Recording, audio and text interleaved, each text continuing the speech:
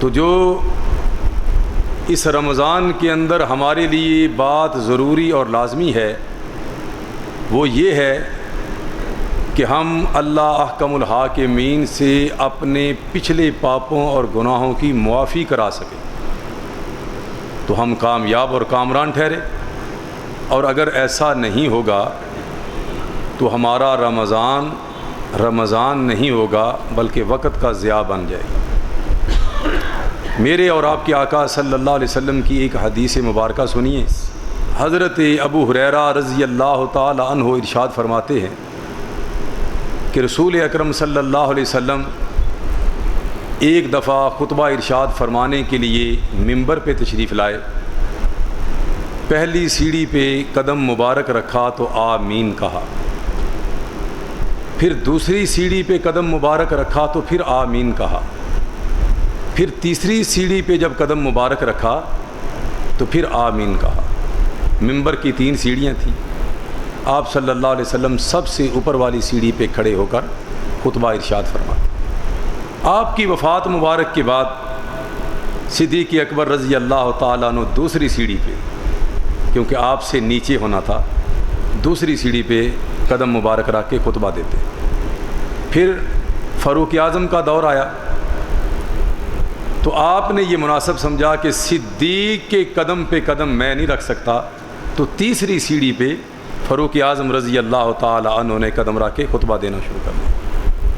اور پھر چونکہ سیڑھیاں ہی 3 تھیں، پھر عثمان غنی رضی اللہ تعالی عنہ، حیدر کرار علی المرتضیٰ رضی اللہ تعالی عنہ اور دیگر جو ائمہ اور خلفاء تھے پھر اسی پہلی سیڑھی پہ خطبہ دیا کرتے تھے۔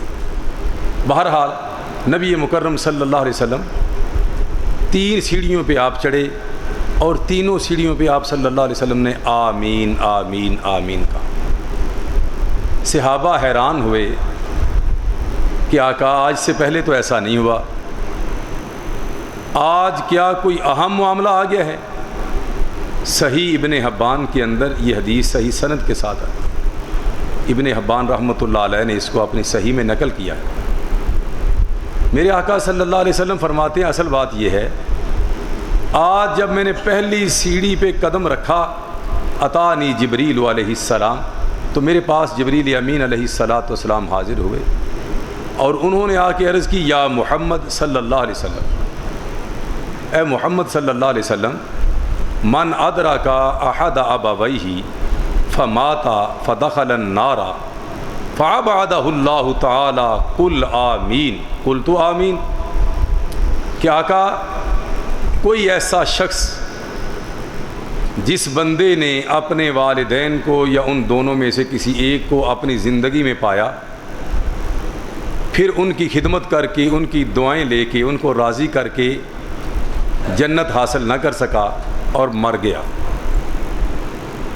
فدخل النار، تو سیدھا جہنم رسید ہو گیا، نعوذ باللہ۔ اللہ نے بھیجا ہے آپ مہر تصدیق ثبت کیجئے، آمین فرما دیجئے۔ فرمایا میں نے آمین کہہ دی۔ پھر دوسری مرتبہ جبریل امین علیہ السلام نے اس وقت مجھ سے عرض کی جب میں نے دوسری سیڑھی پہ قدم رکھا کہ آقا من ادرک رمضان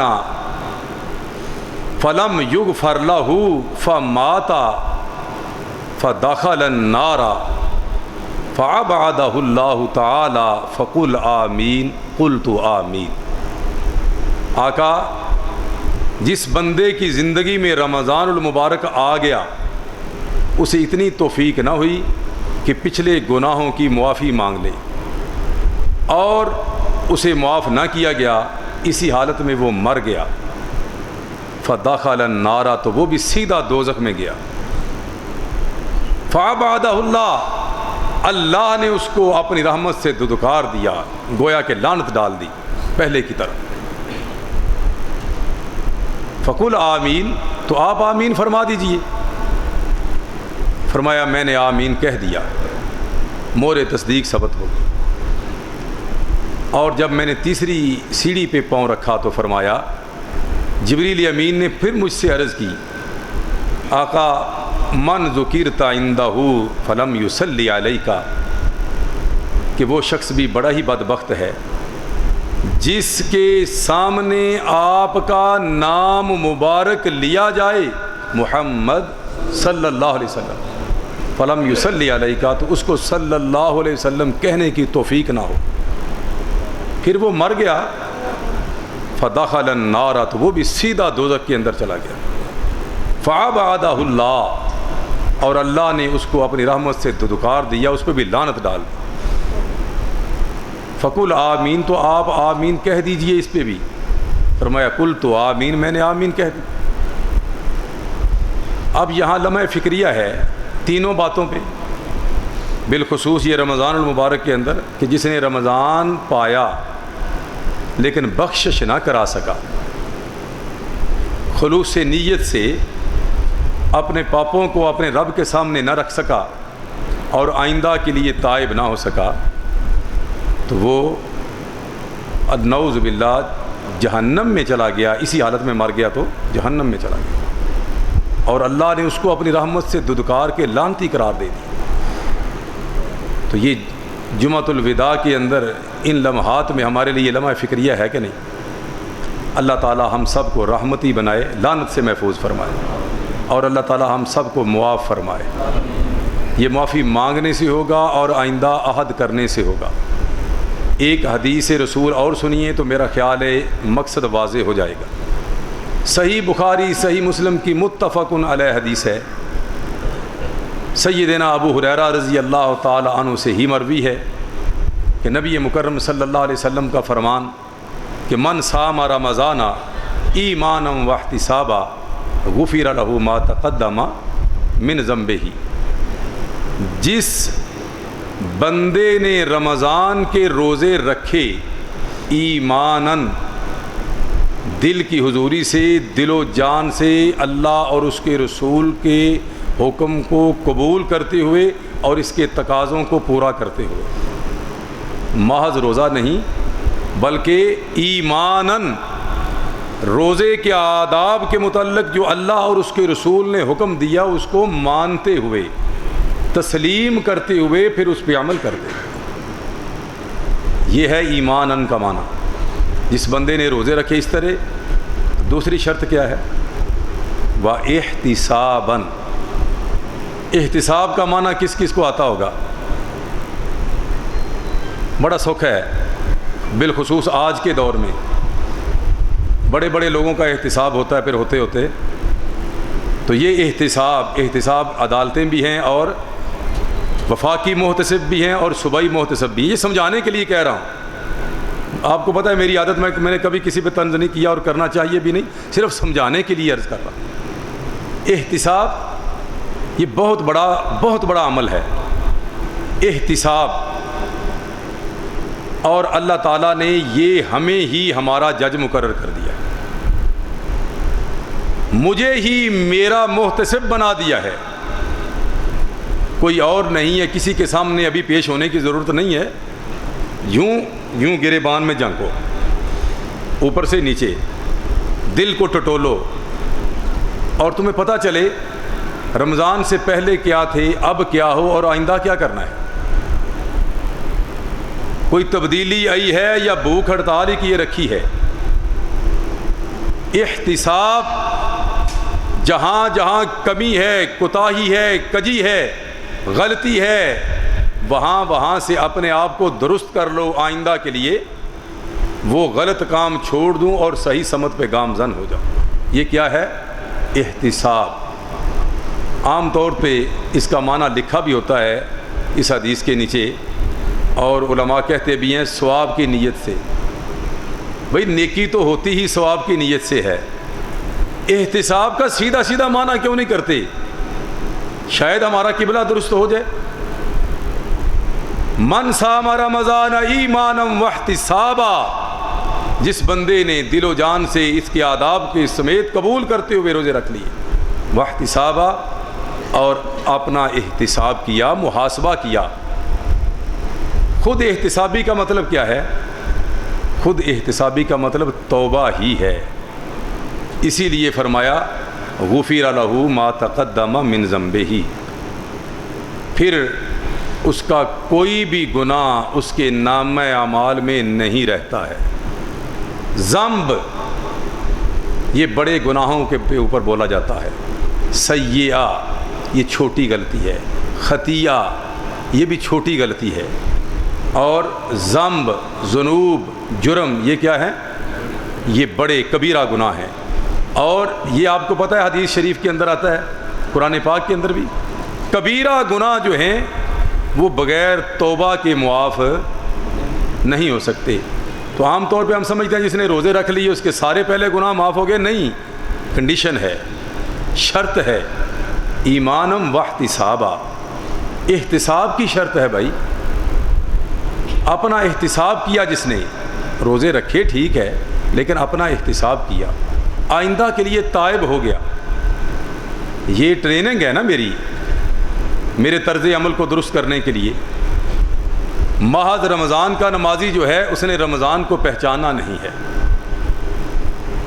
محض رمضان کے اندر اور اس بےہودہ گفتگو سے رکنے والا اس نے رمضان کی قدر نہیں کی ہے، محض رمضان کے اندر صرف رمضان کے اندر گناہ سے بچنے والا، پرہیز کرنے والا، اس نے رمضان کو سمجھا ہی نہیں ہے، کیونکہ احتساب تو ہوا ہی نہیں اس کا، آئندہ کے لیے باز تو آئی نہیں، وہ توبہ تو اس نے کی نہیں، تو پھر معافی کیسی؟ من صام رمضان ایمانا واحتسابا غفر لہ ما تقدم من ذنبہ، احتساب کے عمل سے گزرو گے، پکی سچی دلی توبہ کرو گے تو غفر لہ ما تقدم من ذنبہ ہو جائے گا۔ اللہ ہمیں اس کا مصداق بنا دے۔ توبہ کرنے والا، میں نے خطبہ کے شروع میں جو آیات پڑھی ہیں ان میں اللہ نے بڑے انعام ہمیں دیے ہیں۔ جو اللہ کے فرشتے ہیں، وہ فرشتے جو اللہ کے عرش کو اٹھائے ہوئے ہیں، حاملین عرش، سب سے جبریل امین علیہ السلام کے بعد سب سے افضل ترین اللہ کے ملائکہ اور فرشتے کون سے ہیں؟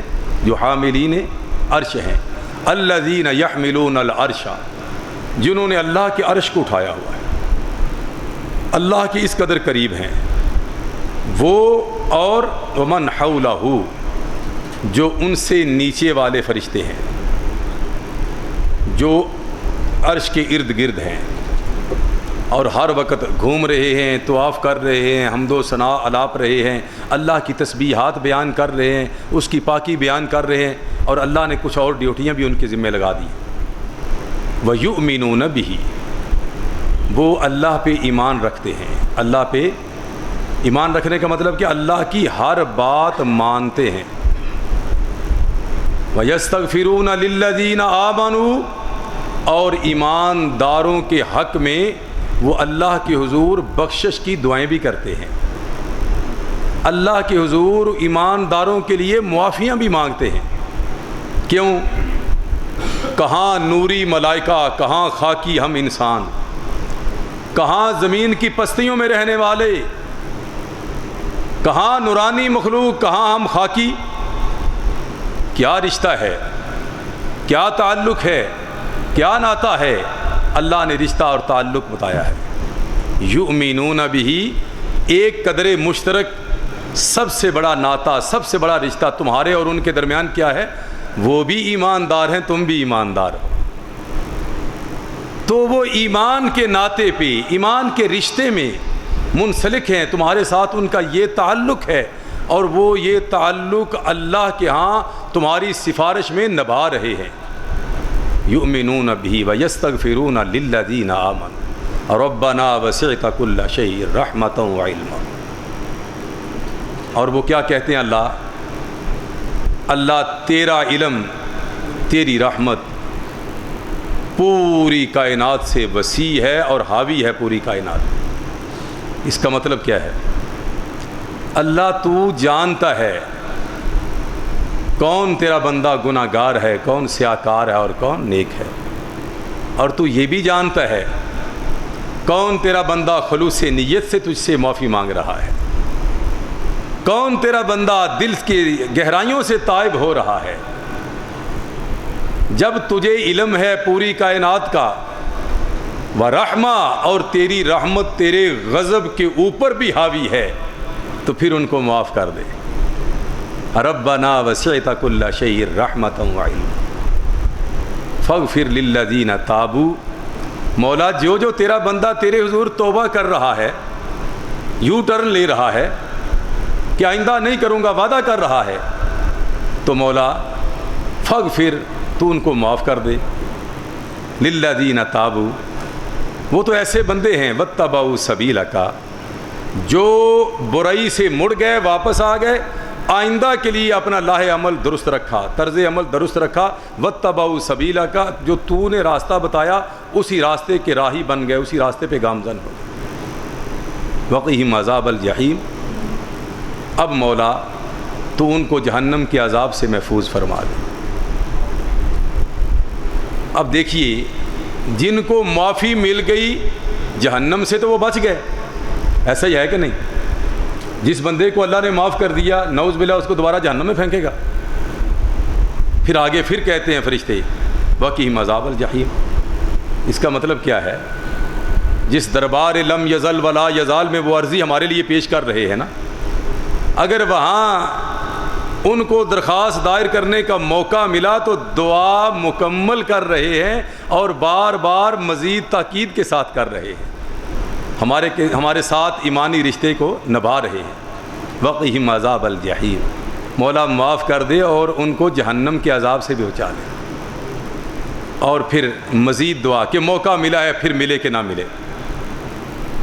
جب شہنشاہ کے دربار میں موقع ملتا ہے تو اللہ کے بندے، ملائکہ ہو یا خاکی مخلوق ہو یا ناری مخلوق ہو، وہ اللہ کے بندے موقع کو ضائع نہیں کرتے۔ کئی پیرایوں میں، کئی انداز میں وہ بار بار دعا کے الفاظ کو دہراتے ہیں کہ شاید ان کلمات سے کام بن جائے، شاید اس عرض سے رب راضی ہو جائے، شاید یہ درخواست مولا قبول کر لے، شاید یہ عاجزی رب العالمین کے حضور ہمارے کام آ جائے یا ان کے کام آ جائے۔ اللہ ان کو معاف کر دے، وہ تیرے حضور تائب ہوتے ہیں۔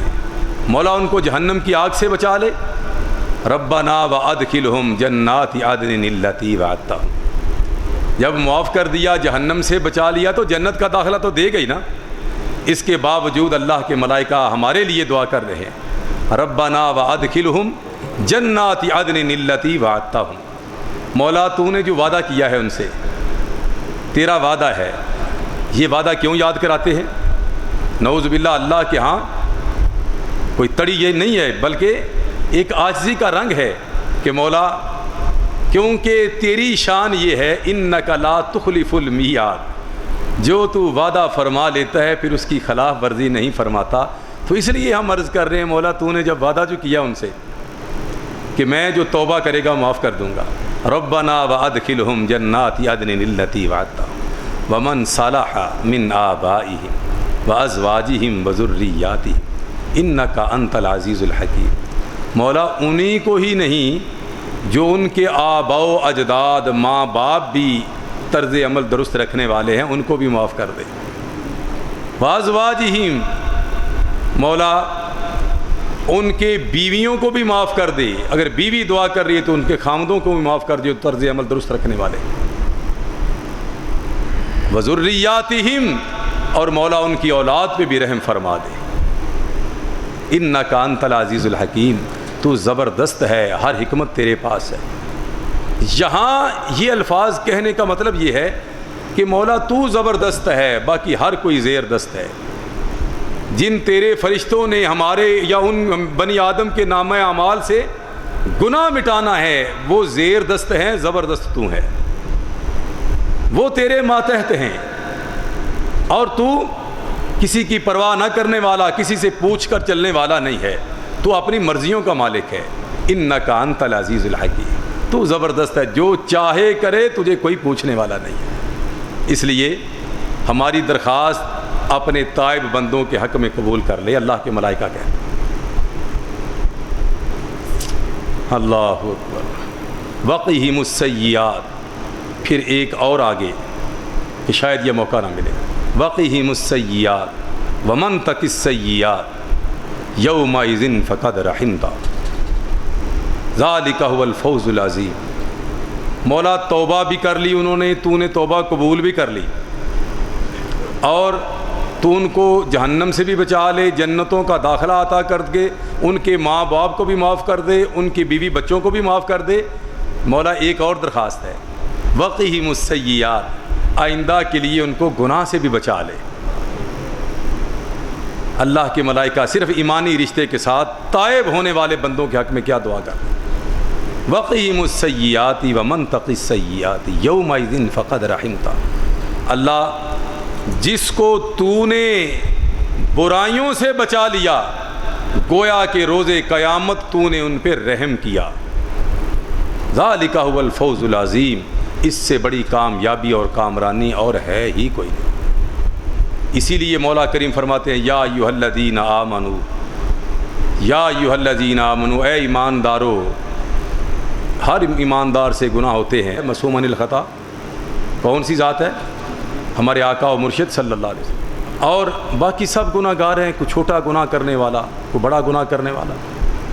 لہٰذا اللہ ایسے ایمانداروں کو امید دلانے کے لیے فرما رہے ہیں یا ایھا الذین آمنوا توبوا الی اللہ توبۃ نصوحا۔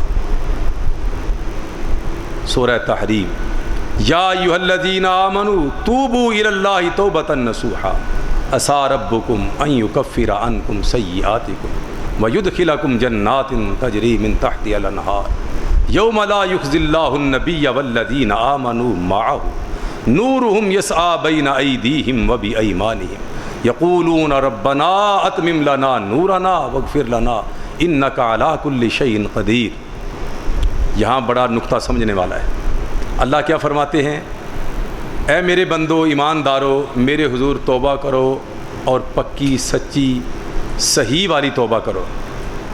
عسیٰ ربکم ان یکفر عنکم سیئاتکم ویدخلکم جنات تجری من تحتہا الانہار۔ تمہارا کام ہے سچی توبہ کرنا، آئندہ کے لیے اللہ کی حضور عہد کرنا کہ مولا اب نہیں ہوگا، تو پھر تمہارے رب سے بعید نہیں ہے، تمہیں اپنے باغات اور جنتوں کا داخلہ عطا فرما کے تمہاری نیک جو برائیاں ہیں ان سے درگزر کر دے۔ اور وَيُدْخِلَكُمْ جَنَّاتٍ تَجْرِي مِن تَحْتِهَا الْأَنْهَارُ يَوْمَ لَا يُخْزِي اللَّهُ النَّبِيَّ وَالَّذِينَ آمَنُوا مَعَهُ۔ کس دن تمہیں اپنی جنتوں کا داخلہ عطا کرے؟ جس دن اللہ اپنے رسول صلی اللہ علیہ وسلم، اپنے نبی جناب محمد صلی اللہ علیہ وسلم کا مان رکھ لیں گے۔ یوم لا یخزی اللہ النبی، جب اپنے نبی صلی اللہ علیہ وسلم کا رب تعالیٰ مان رکھ لیں گے۔ والذین آمنوا معہ، اور اپنے نبی پہ ان کے ساتھ ایماندار ساتھیوں کو رسوا نہیں کریں گے، ان کو بھی عزتیں عطا کریں گے۔ اللہ اکبر۔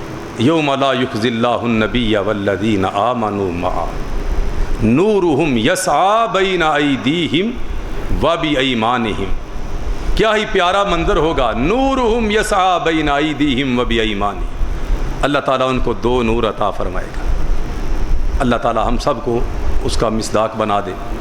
نورہم یسعیٰ بین ایدیہم، ایک نور جو ان کے آگے آگے دوڑ رہا ہوگا، وبایمانہم، دوسرا نور ان کے دائیں ہاتھ کے اندر ہوگا، اور وہ اپنی قبروں سے اٹھ کے محشر کے میدان کی طرف جا رہے ہیں۔ اللہم اجعلنا منہم، مولا ہمیں بھی ان میں سے کر دے، مولا ہمارا حشر بھی ان خوش نصیبوں میں فرما دے۔ نورہم یسعیٰ بین ایدیہم وبایمانہم، اور اس طرح وہ چلتے جائیں گے، آگے بھی نور ہوگا، دائیں طرف بھی نور ہوگا، اور موجیں کرتے رب کے ترانے الاپتے حمد و ثنا بیان کرتے ہوئے محشر کے میدان کی طرف جا رہے ہوں گے۔ اور ساتھ ساتھ کیا کہیں گے؟ ربنا، یقولون ربنا، کیا کہہ رہے ہوں گے؟ اتمم لنا نورنا، ہمارے رب ہمارے نور کو پورا ہی رکھنا، تجھ سے درخواست ہے کہ ہمارے نور کو بجھا نہ دینا، نہ کم نہ کر دینا۔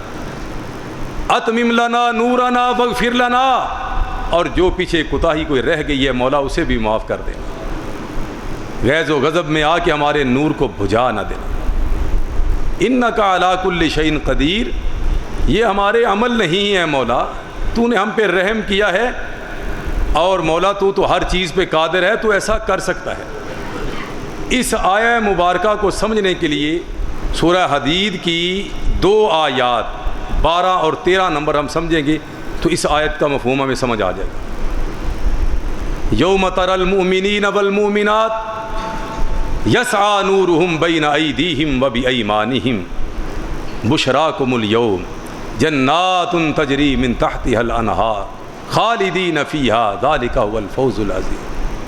یوم یقول المنافقون والمنافقات للذین آمنوا انظرونا نقتبس من نورکم قیل ارجعوا وراءکم فالتمسوا نورا فضرب بینہم بسور لہ باب باطنہ فیہ الرحمہ وظاہرہ من قبلہ العذاب العیاذ باللہ۔ سورہ حدید میں اللہ مزید تشریح فرما رہے ہیں، یوم تری المؤمنین والمؤمنات یسعی نورہم بین ایدیہم وبایمانہم، تم دیکھو گے ایماندار بندوں کو اور میری ایماندار بندیوں کو، اللہ فرما رہے ہیں کیسے؟ یسعی نورہم بین ایدیہم وبایمانہم، 2 نور میں ان کو عطا کروں گا، ایک ان کے آگے آگے رہنمائی کر رہا ہوگا اور دوسرا دائیں ہاتھ میں ہوگا۔ آگے والا نور کیا ہوگا؟ عقیدہ کا نور، ایمان کا نور، لا الہ الا اللہ محمد الرسول اللہ کا نور، جس میں شرک کی معمولی آمیزش نہیں ہو، صحیح العقیدہ انسان، اس کو نور اللہ دیں گے۔ اور دوسرا جو دائیں طرف والا نور ہوگا وہ اچھے عملوں کا نور ہوگا، طرز عمل درست رکھنے والوں وہ جا رہے ہوں گے۔ اور یسعی نورہم بین ایدیہم وبایمانہم بشراکم الیوم جنات تجری من تحتها الانہار خالدین فیہا، اللہ کے ملائکہ خوشخبریاں دیتے جائیں گے، مبارک ہو مبارک ہو، اللہم اجعلنا منہم اللہم اجعلنا منہم اللہم اجعلنا منہم، مولا ان کے اندر ہمارا حشر فرما دینا، کہ فرشتے مبارکیں دیں، بشراکم الیوم، آج کے دن تم بڑے بابرکت ہو، اللہ کی طرف سے تمہیں مبارک ہو، بشراکم الیوم جنات تجری من تحتها الانہار خالدین فیہا، جاؤ اللہ کے باغات جنتیں تمہارا محل تمہارا انتظار کر دیں، دوڑو نکل جاؤ۔ ذالک هو الفوز العظیم، اس سے بڑی کامیابی اور کوئی نہ ہوگی۔ اور اس دن ایک دوسرا ٹولہ بھی ہوگا، یوم یقول المنافقون والمنافقات، جنہوں نے بس لا الہ الا اللہ محمد رسول اللہ پڑھا ہوگا، سمجھا نہیں ہوگا، نماز روزے ہر چیز سے ہر قید سے آزاد ہوں گے، یا کریں گے بھی تو اپنی جو جی چاہا کر لیا، جس کو جی چاہا چھوڑ دیا۔ افتؤمنون ببعض الکتاب وتکفرون ببعض، اللہ تعالیٰ فرماتے ہیں ان منافقین کے متعلق، تم جس کتاب کے جس حصے کو دل چاہتا ہے مانتے ہو، جس سے دل چاہتا ہے صرف نظر کرتے ہو، ایسا نہ کرو، اللہ کا عذاب تمہارا منتظر ہے۔ یوم یقول المنافقون والمنافقات للذین آمنوا انظرونا نقتبس من نورکم، تو اہل ایمان کی طرف دوڑیں گے، منافق مرد اور منافق عورتیں دوڑیں گے اور کیا کہیں گے؟ انظرونا، آپ کی مہربانی ذرا ہماری طرف بھی دیکھو، یہ نگاہیں ہماری طرف ذرا کرو، توجہ ہماری طرف کرو، کیوں؟ نقتبس من نورکم، تاکہ ہم تو اندھیر نگری میں بھٹک رہے ہیں، تاکہ تمہارے نور کی روشنی میں ہمیں بھی سیدھا راستہ مل جائے اور ہم بھی تمہارے ساتھ ساتھ چلنا شروع ہو۔ اچانک ڈانٹ آئے گی، پھٹکار آئے گی رب کی طرف سے، کیا ہوگا؟ قیل ارجعوا وراءکم فالتمسوا نورا، یہ نور ایسے ملتا ہے؟ وہاں جو چھوڑ کے پیچھے آ گئے ہو دنیا کی زندگی میں، نور تو وہاں تھا، اس کی کمائی تو کی کوئی نہیں۔ ارجعوا وراءکم فالتمسوا نورا، اگر جا سکتے ہو تو چلے جاؤ، وہاں سے جا کے کمائی کر کے نور لاؤ۔ یہ ڈانٹ آئے گی، حسرت و ندامت سے سر جھکائیں گے، فضرب بینہم بسور لہ باب، اچانک حد فاصل قائم ہو جائے گی، ایک فصیل قائم ہو جائے گی، اور اس کے دروازہ بھی ہوگا تاکہ ان کی حسرت مزید بڑھ جائے۔ فضرب بینہم بسور لہ باب باطنہ فیہ الرحمہ وظاہرہ من قبلہ العذاب، جس کے اندر جنتیں ہوں گی اور اللہ کے انعام ہوں گے، ان کو نظر آتے ہوں گے۔ اللہ تعالیٰ سب مسلمانوں کے نصیبے میں فرمائے، وظاہرہ من قبلہ العذاب، اور اس کے باہر اللہ کے عذاب شعلے مار رہے، اللہ تعالیٰ سب کو محفوظ فرمائے۔ تو یہ منظر دیکھ کے مومن اور مسلمان یا دل و جان سے کیا کہنا شروع کر دیں گے؟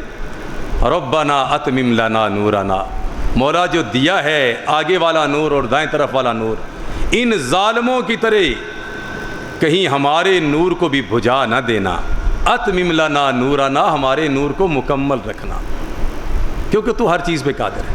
اللہ وہ روز قیامت والا نور ہمارے نصیبے میں فرما دے۔ آخر دعوانا الحمدللہ رب العالمین۔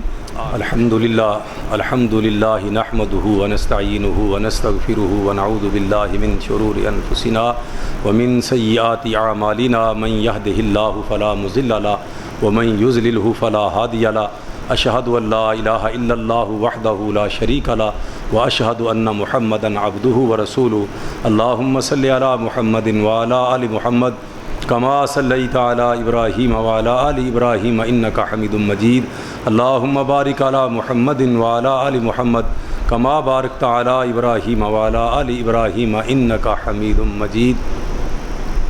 جمعۃ الوداع ہے اور ایک دو مسائل میں نے آپ کے سامنے پیش کرنے ہیں جو کہ ہمارے ان آخری ایام کے ساتھ مطابقت رکھتے ہیں اور سمجھنا ضروری ہے۔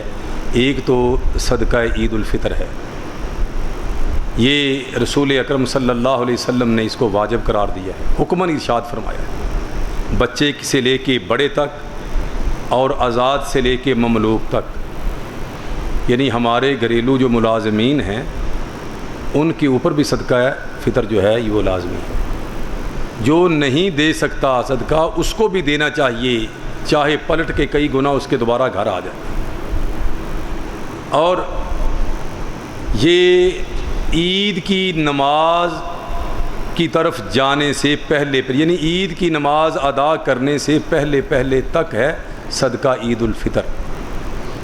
جو روزے رکھتے ہیں، کوتاہیاں کمیاں کجیاں جو ہو جاتی ہیں، ان کا کفارہ اللہ بنا دیتے ہیں اور مسکینوں کی رزق اور روزی کا اللہ سبب بنا دیتے ہیں۔ یہ میں نہیں کہتا، میرے اور آپ کے آقا صلی اللہ علیہ وسلم کا فرمان ہے۔ اور ایک سا، اس کا پیمانہ کیا ہے، مقدار اور کوانٹٹی کیا ہے؟ ایک سا جو کا ہو، ایک سا کھجور کا ہو، ایک سا منقع یعنی آج کل کشمش، یا ایک سا گندم کا ہو۔ یہ پنیر کے الفاظ بھی آتے ہیں جو کہ آپ خال ہے۔ تو جو ہماری جنس ہے نا، جس کو ہم کھاتے ہیں زیادہ تر، جنس طعام، یا دوسرا چونکہ آپ صلی اللہ علیہ وسلم نے آپشن دے دیے، تو دوسرا یہ ہے کہ جتنی جو کسی کی حیثیت ہو۔ اگر ایک بندہ جو ہے وہ 2 وقت کی روٹی کھا رہا ہے تو وہ آٹے کے حساب سے اور جو وہ کھاتا ہے۔ اگر ایسا بندہ بازار کا آٹا کھاتا ہے تو اسی حساب سے دے لے، چکی کا کھاتا ہے تو اسی حساب سے دے لے، اور اللہ کو مزید راضی کرنا چاہتا ہے تو ایک سا کھجوروں کے حساب سے دے دے، ایک سا کشمش کے حساب سے دے گی۔ سا کتنا ہوتا ہے؟ یہ 2.5 کلو سے کم ہے، لیکن میں 2.5 کلو پورا بتاتا ہوں، تھوڑا سا وہ کم ہے 2.5 کلو سے۔ تو میں اس لیے کہتا ہوں کہ یہ ہماری طرف نہ رہے بلکہ اللہ کی طرف چلا جائے۔ تو 2.5 کلو آپ جو ہے اس حساب سے یہ طعام دے دیں، یعنی جنس دے دیں، یا آپ اس کا عوض پیسے دے دیں، تو یہ آپ کی مرضی ہے۔ عام طور پہ یہ فتویٰ صادر کیا جاتا ہے کہ پیسے نہیں دیے جا سکتے، لیکن اسلام میں کہیں بھی اتنی سختی نہیں ہے۔ بھئی ایک بندے کی جو ضرورت ہے آپ بہتر سمجھتے ہیں، لیکن یہ بھی نہیں کہ پیسوں کے اوپر ہی آپ کمر بستہ ہو جائیں۔ یہ دونوں باتیں درست نہیں ہیں۔ جس طرف بھی آپ سختی کریں گے وہ غلط ہو جائے گا۔ اعتدال رکھیں۔ اگر کسی کو راشن لے کے دینا چاہیں تو بہت اچھا، اگر آپ سمجھتے ہیں کہ دوسری ضروریات ہیں اس کے بیوی بچوں کے تو وہ آپ کو پیسے بھی اتنے دے سکتے ہیں۔ عید سے پہلے تک، اور کئی دوست کہتے ہیں کہ یہ عید سے پہلے ہی دینا چاہیے، اس سے پہلے صدقہ عید الفطر نہیں، تو یہ زیادتی ہے، یہ بھی بات درست نہیں ہے۔ جس طرح اذا قضیت الصلاۃ فانتشروا فی الارض وابتغوا من فضل اللہ، سورہ جمعہ، کہ جب نماز جمعے کی پڑھی جائے تو جاؤ اللہ کا رزق تلاش کرو، اور یہ فرض تو نہیں ہے نا، صرف بتایا جا رہا ہے کہ اب رزق تلاش کرنا حلال ہو گیا، اگر جانا چاہو تو چلے جاؤ۔ بات سمجھ رہے میری؟ تو یہاں بھی عید سے پہلے عید کی نماز سے پہلے تک کا لفظ سمجھ لیں کہ عید کی نماز سے پہلے تک دیا جا سکتا ہے، یہ جو ہے یہ وقت بتایا جا رہا ہے، نہ کہ دینا ہی اس وقت چاہیے، یہ نہیں ہے۔ ابھی رات میں نے حدیث بتائی ہے نا ابو ہریرہ رضی اللہ تعالیٰ عنہ کہ صحابہ اکرام آخری عشرے میں لا کر جو ہے اپنا صدقہ فطر مسجد کے اندر جمع کر، وہاں سے جس کو جتنی ضرورت ہوئی رسول اکرم صلی اللہ علیہ وسلم دیے جاتے۔ تو یہ ایسی کوئی بات نہیں ہے، اپنے اوپر اتنی سختی جو ہے وہ مسلط نہیں کرنی چاہیے۔ جی عید سے 1-2 دن پہلے دے سکتے ہیں آپ، یعنی آج بھی دے سکتے ہیں، کل بھی، جس طرح، یعنی یہ تو میرے اوپر منحصر ہے نا، میں یہ سمجھتا ہوں کہ اگلے بندے کو مفید یہ کب ہو سکتا ہے، یہ میں دیکھوں گا اپنے ماحول کو، یا جس کو دے رہا ہوں اس کے حالات کو دیکھوں گا، تو ایسا کوئی مسئلہ نہیں ہے۔ اسلام کے تقریباً معاملات میں جو عقائد کے ہیں ان سے ہٹ کے تقریباً معاملات میں، ایون ہم جو ہے روزہ رکھ رہے ہوتے ہیں صبح، اگر کھا رہے ہیں اذان ہو جائے تو تب بھی ہمیں چھوڑنا نہیں چاہیے، یہ گنجائش ہی ہے نا، فرائض کے اندر گنجائش ہے تو واجب کے اندر کیوں نہیں میرے دوست؟ تو ہمیں جو اپنے اوپر بے جا سختیاں جو ہیں یہ نہیں رکھنی چاہیے، یہ بات درست نہیں ہے۔ دوسرا، عید کی نماز جس طرح میں عرض کر چکا ہوں پچھلے خطبہ میں بھی کہ 6:30 بجے صبح انشاءاللہ، اب دوستوں کی مشاورت سے میں نے یہ اعلان کیا تھا 6:30 اور کل انشاءاللہ 29ویں کی رات، روٹین وائز تو اللہ کی رحمت سے، اللہ کے اس گھر سے اللہ کے بندے فیض یاب ہو رہے ہیں ہر طاق رات کو، لیکن کل 29 کی رات کو یہاں جو نماز تراویح پڑھائی جا رہی تھی، ہمارے فاضل بھائی حافظ محسن صاحب جو کہ تراویح کی نماز یہاں پہ ادا فرماتے ہیں، امامت کراتے ہیں، ان کی تلاوت قرآن کی تکمیل انشاءاللہ کل ہو رہی ہے، تو اس میں دوست احباب جو ہے وہ شرکت فرمائیں انشاءاللہ۔ بیان بھی مختصر ہوگا، پھر دعا بھی ہوگی، سب مل کے کریں گے، ان کے حق میں بھی، اپنے لیے بھی، سب کے لیے اللہ تعالی ہم سب کو ان کاموں میں شریک ہونے کی توفیق عطا فرمائے۔ اور پھر اس کے بعد جو ہے وہ نوافل چلتے ہیں، یہ بھی آپ کے علم میں ہے ماشاءاللہ، مختلف قراء اور حفاظ 2-2 3-4 جو ہے نوافل پڑھاتے ہیں، اور اس کے بعد جو ہے وہ مختصر بیان ہوتا ہے قرآن کریم کے کسی رکوع کے اندر سے، کیونکہ تعلیم قرآن کا سلسلہ جو ہے ہم نے یہ جاری رکھا تھا اللہ کی توفیق سے، تو یہ قرآن کریم کی کو درس ہوتا ہے، اس کے بعد پھر دعا ہوتی ہے۔ تو دونوں پروگراموں میں کل ہم شامل ہوں انشاءاللہ، کیونکہ یہ آخری رات ہے، طاق رات آخری ہے، شاید نصیب ہو کہ نہ ہو، اللہ مجھے اور آپ کو عمل کرنے کی توفیق عطا فرمائے۔ آخر دعوانا الحمدللہ رب العالمین۔